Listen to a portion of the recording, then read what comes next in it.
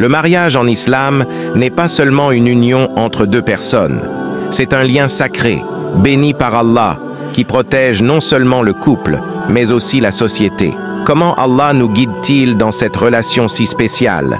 Aujourd'hui, nous allons découvrir ensemble les enseignements du prophète, paix et bénédiction d'Allah soient sur lui, sur le respect et la pudeur dans le mariage et l'importance de la bienveillance dans cette union.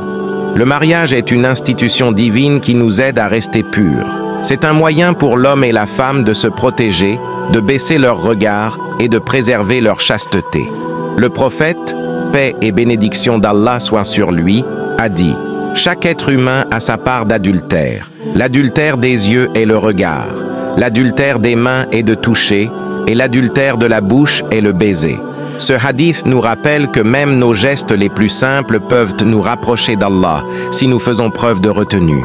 Mais une question revient souvent. Est-il permis de parler pendant les rapports intimes entre époux? Le prophète, paix et bénédiction d'Allah soient sur lui, a conseillé de ne pas trop parler durant ces moments, car cela pourrait causer des troubles comme le bégaiement.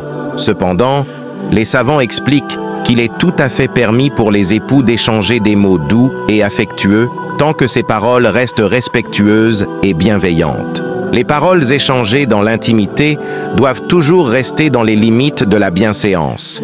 Il est interdit de dire des choses fausses, de mentir ou d'insulter.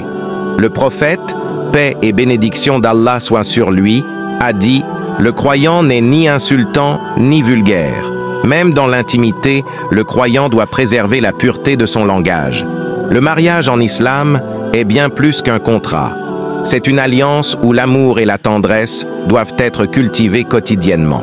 Allah dit dans le Coran: et il a mis entre vous de l'affection et de la miséricorde.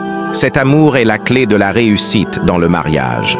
Le prophète, paix et bénédiction d'Allah soient sur lui, nous a aussi enseigné une invocation puissante à dire avant d'avoir des relations intimes avec notre époux ou épouse. Bismillah, Allahumma jannibna shaitan, wa jannibish shaitan, ma razaqtana. Au nom d'Allah, ô Allah, protège-nous du diable et protège de lui ce que tu nous accorderas. Si un enfant est conçu après cette invocation, le diable ne pourra jamais lui nuire. Il est aussi important que les époux évitent certains comportements, comme faire du bruit ou dire des choses inappropriées. Au contraire, la relation intime doit se dérouler avec respect et amour. Le prophète, paix et bénédiction d'Allah soient sur lui, a dit: ne vous comportez pas avec votre femme comme le font les bêtes, mais qu'il y ait entre vous tendresse et communication. Quand on lui demanda ce qu'il entendait par communication, il répondit: le baiser et la parole. Il est crucial que tout ce qui se passe dans l'intimité du couple reste privé. Ni l'époux ni l'épouse ne doivent dévoiler ces moments. Le prophète, paix et bénédiction d'Allah soient sur lui, a dit: parmi les pires des gens le jour du jugement, il y aura ceux qui révèlent les secrets de leur épouse après avoir eu des relations intimes. En islam, même les moments d'intimité sont des occasions de se rapprocher d'Allah. Comme l'a dit le prophète, paix et bénédiction d'Allah soient sur lui, chaque acte fait dans le cadre du licite peut être source de récompense. Selon Abu Dar, qu'Allah soit satisfait de lui, certains compagnons du prophète, paix et bénédiction d'Allah soient sur lui, vinrent à lui et dirent: ô messager de Dieu, les riches emportent toutes les récompenses. Ils prient comme nous prions, ils jeûnent comme nous jeûnons, et ils donnent en aumône ce qu'ils ont en excédent. Le prophète leur répondit: ne vous a-t-il pas été donné de quoi faire des aumônes?